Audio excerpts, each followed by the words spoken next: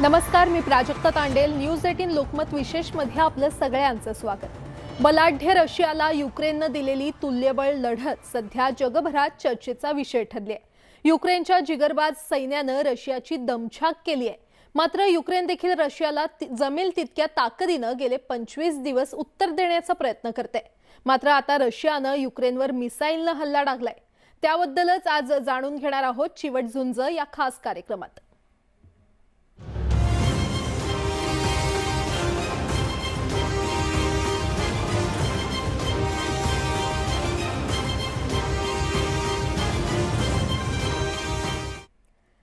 जगाला संकटाच्या खाईत लोटणारं रशिया आणि युक्रेनचं युद्ध अजूनही थांबलेलं नाहीये.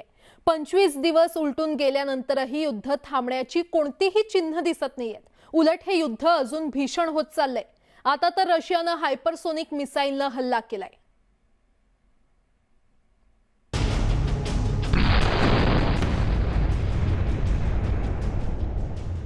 रशियाचे युक्रेनवरील हल्ले सध्या सुरूच आहेत.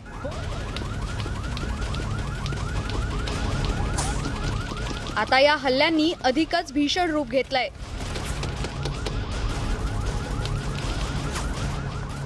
युद्धाचे नियम बाजूला करत रशियाचा क्रूरपणा वाढत चाललाय.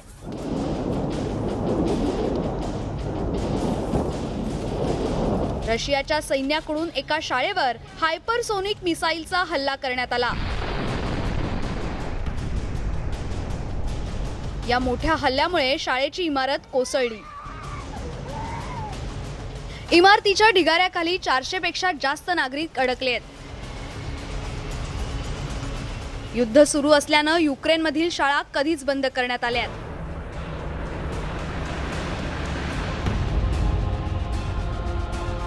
त्यामुळे आता शाळांमध्ये नागरिकांनी आश्रय घेतलाय. रशियाच्या हल्ल्यामुळे अनेक इमारती कोसळल्यात. कित्येक इमारतींना आग लागलीय. परिणामी हजारो नागरिक बेघर झालेत. त्यांच्यावर शाळांमध्ये आश्रय घेण्याची वेळ आली आहे. पण या ठिकाणांवरही एअर स्ट्राईक केला जातोय.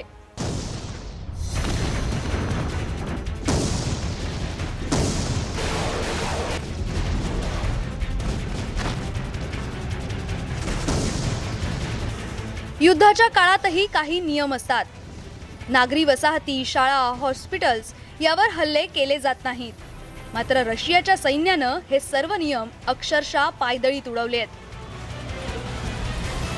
त्याची ॲक्युरसी म्हणजे जिथे नेम धरला असतो तिथे पोहोचून जाण्याची शक्यता ही फारच जास्त असते आणि ते अतिशय लो लेवलला म्हणजे खालच्या लेवलला उडतं. तर त्याच्यामुळे कुठलंही रडार त्याला शोधू शकत नाही. तर या सगळ्यामुळे हे एक अतिशय महाभयंकर असं शस्त्र समजलं जातं आणि जगातले काहीच देश आहेत, 4-5 मोठे देश ज्यांच्याकडे हे शस्त्र आहे. आणि याच शस्त्राचा वापर आता काल रशियाने केला आणि एका युक्रेनच्या बेसवरती हल्ला केला जिथे त्यांचे सैनिक वगैरे होते आणि त्यामध्ये अनेकांचं नुकसान झालं. तर अशा प्रकारची जर मिसाईल याच्या पुढे जर फायर झाले तर नुकसान किती होईल याचा आपण एक अंदाज करू शकतो. पहिले एक तर हायपरसॉनिक मिसाईल हे अतिशय महागडं असतं. तर त्यामुळे त्याचा जो वापर असतो तो फक्त अतिशय महत्त्वाच्या टार्गेट्सच्या विरुद्ध केला जातो. रशियानं कीव बरोबरच खार्किव आणि अन्य मोठ्या लोकसंख्येच्या शहरांवर लक्ष करत हल्ला सत्र तीव्र केलंय. खार्किव मधील पोलीस आणि गुप्तवार्ता विभागाच्या मुख्यालयांवर बॉम्ब हल्ला करण्यात आला.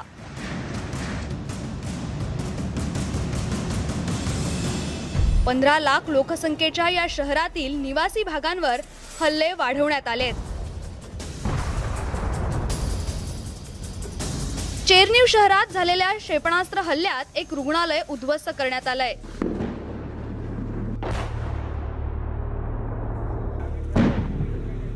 तर चेरनीवमध्ये झालेल्या रशियाच्या हवाई हल्ल्याच्या पार्श्वभूमीवर ढिगाऱ्यातून किमान 22 मृतदेह बाहेर काढण्यात आलेत.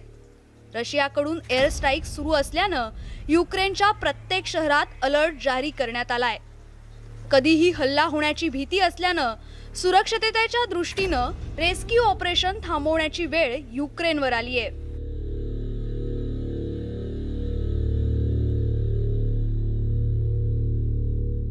रशियन फौजांनी युक्रेनमधील मारियापोल शहरातील एका रुग्णालयात तब्बल 500 लोकांना बंदी बनवलंय. रशियन सैनिकांकडून या रुग्णालयातून गोळ्या झाडल्या जात असून ओलीस ठेवल्यास लोकांना रुग्णालयाच्या बाहेर पडणं अशक्य झालंय.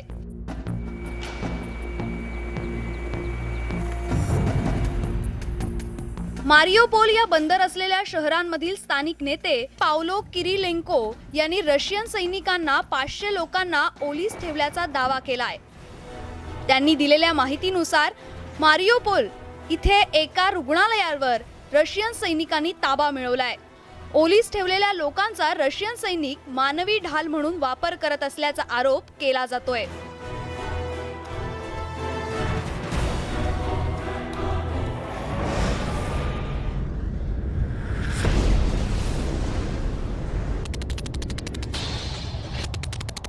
मारियापोल शहरावर ताबा मिळवण्यासाठी मागील काही दिवसांपासून रशियन फौजा मोठ्या प्रमाणात हवाई हल्ले तसेच गोळीबार केला जातोय.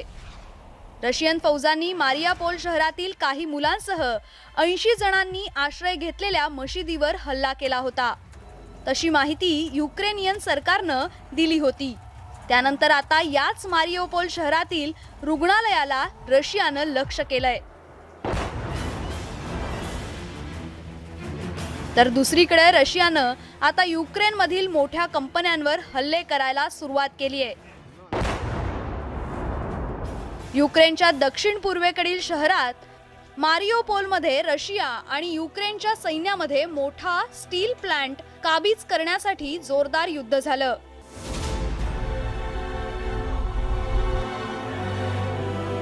रशियन सैन्याच्या हल्ल्यात युरोपातील सर्वात मोठ्या स्टील प्लांटपैकी एक असलेल्या मारियोपोल हा प्लांट पूर्णपणे उद्ध्वस्त झालाय.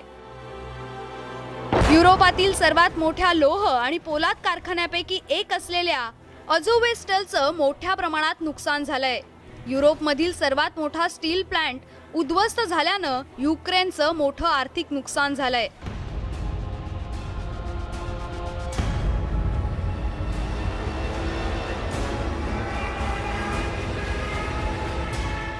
युद्ध थांबत नसल्यानं युक्रेनमधील नागरिकांना त्यांचा देश सोडण्याची वेळ आली आहे.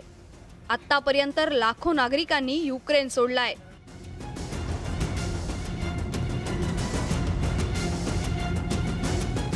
मागील 25 दिवसात 1,500 पेक्षा जास्त मिसाईल्स युक्रेनवर डालण्यात आल्यात. अशा वातावरणात सगळंच असुरक्षित असल्यानं नागरिकांनी सुरक्षित देशामध्ये आश्रय घ्यायला सुरुवात केली आहे.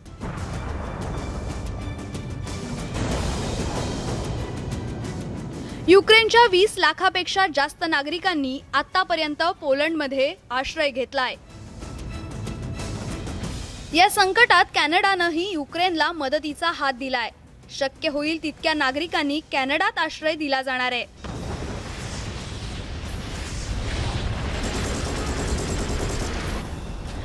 फेब्रुवारीला रशियानं युक्रेनवर हल्ला करायला सुरुवात केली होती. त्या दिवसापासून युक्रेनमधून नागरिक इतर देशांमध्ये आश्रय घेत आहेत. रशियानं मागील 2 आठवड्यांपासून शेकडो इमारती उद्ध्वस्त केल्यात. त्यात हजारो नागरिकांचा बळी गेलाय.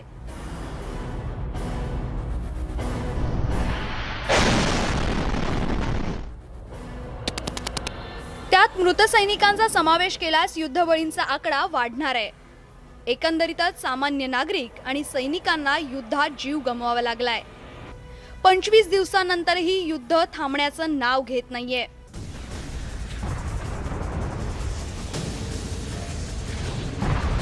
एअर स्ट्राईकमुळे युद्ध आणि हल्ल्याची भीषणता अनेक पटीनं वाढली आहे.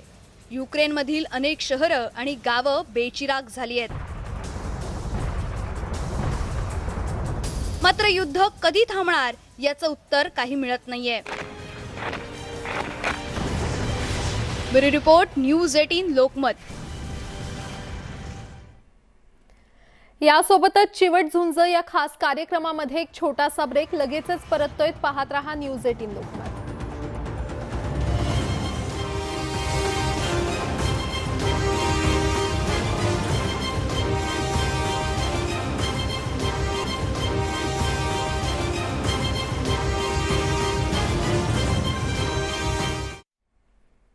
ब्रेक नंतर आपलं पुन्हा एकदा स्वागत। रशियाला युक्रेनवर हायपरसोनिक मिसाईलनं हल्ला करण्याची वेळ आली आहे। त्याचं कारणही तसंच आहे। युद्ध सुरू होऊन 25 दिवस झालेत, मात्र युक्रेन अजूनही रशियाला शरण आलेला नाहीये। युक्रेननं दिलेल्या झुंजीनं व्लादिमीर पुतीन यांचा अहंकार ठेचण्याचं काम केलं, मात्र नाटोच्या भूमिकेवर जगभरातून प्रश्न उपस्थित केले जात आहेत।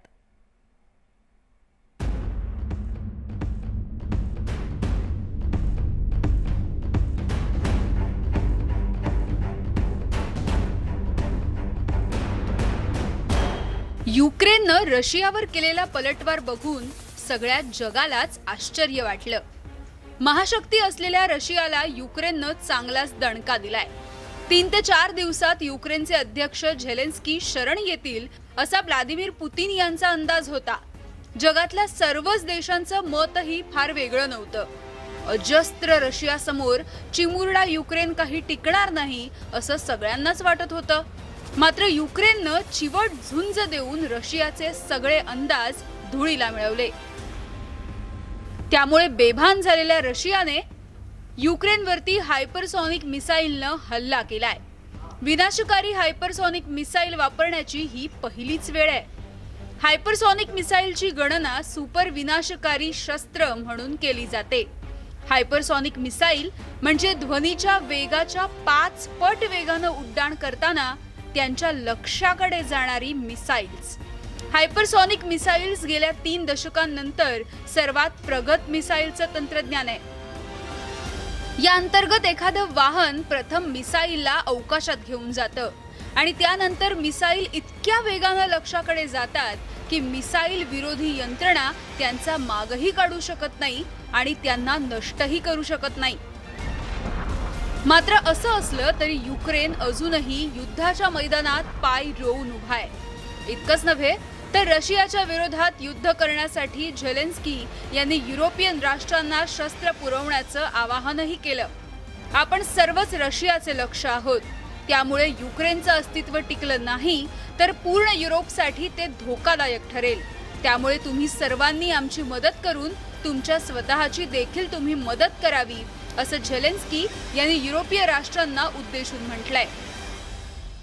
युक्रेनला म्हणजे रशियाची अशा प्रकारची लढाई करण्याची हिंमत नसल्यामुळे युक्रेनला अजून जास्त चेव चढलेला आहे आणि याच्याशिवाय जे रशियाचं सैन्य मोठ्या प्रमाणात आत आलं आहे, 600-700 किलोमीटर इतके लांब त्यांची गाड्या, चिलखती गाड्या आणि इतर गाड्या हलतायत, तर त्याच्यावरती हे युक्रेनचे लोक, युक्रेनचे सैनिक हे गनिमी काव्याने हल्ले करता आहेत, ज्याच्यामुळे जी रशियन सैन्याची जी प्रगती आहे ती अतिशय कमी झालेली आहे। तर थोडक्यात युक्रेनच्या सैनिकांचं स्पिरिट, त्यांची लढण्याची प्रवृत्ती, त्यांचे नेतृत्व, याच्याशिवाय त्यांना जी शस्त्रांची मदत मिळालेली आहे युरोपकडनं, त्याच्यामुळे पुष्कळ फरक पडलेला आहे। आणि सर्वात शेवटी रशियन सैन्याला लढण्याची जेवढी इच्छाशक्ती पाहिजे तेवढी नाही।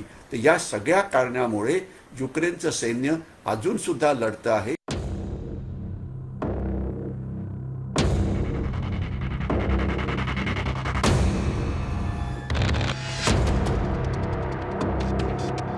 युक्रेन छोटासा देश असला तरी मागे हटला नाही। रशियाच्या दबावाला युक्रेननं भीक घातली नाही।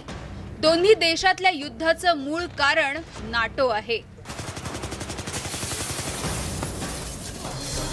नाटो म्हणजेच नॉर्थ अटलांटिक ट्रीटी ऑर्गनायझेशन। याची सुरुवात 1949 मध्ये झाली। रशियासाठी नेहमीच समस्या असलेल्या युक्रेनला नाटोमध्ये सामील व्हायचं होतं।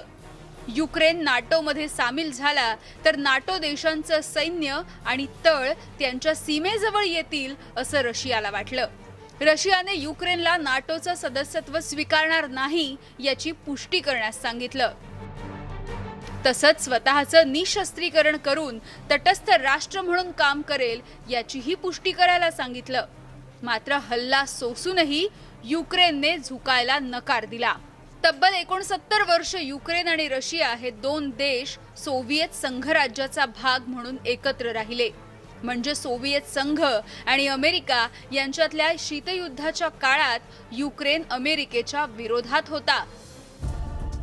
सोव्हिएत देशांमधली गरिबी, शीतयुद्धाचे दुष्परिणाम, साम्यवाद हे मागे पडून नव्या विचारांचा उदय, सोव्हिएत राष्ट्राध्यक्ष मिखाईल गोर्बाचेव यांनी आणलेले बदल अशा गोष्टींमुळे अखेर 1991 मध्ये सोव्हिएत युनियनचं 15 देशांमध्ये विघटन झालं.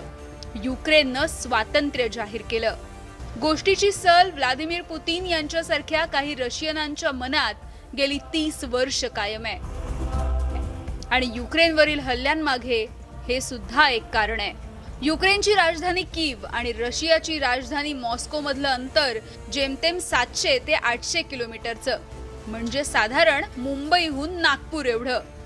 साहजिकच युक्रेन सामरिकदृष्ट्या कायमच रशियासाठी अत्यंत महत्वाचा राहिलाय. शीतयुद्धाच्या काळात सोव्हिएत युनियनचा मोठा अण्वस्त्र साठा सुद्धा युक्रेनमध्येच ठेवण्यात आला होता.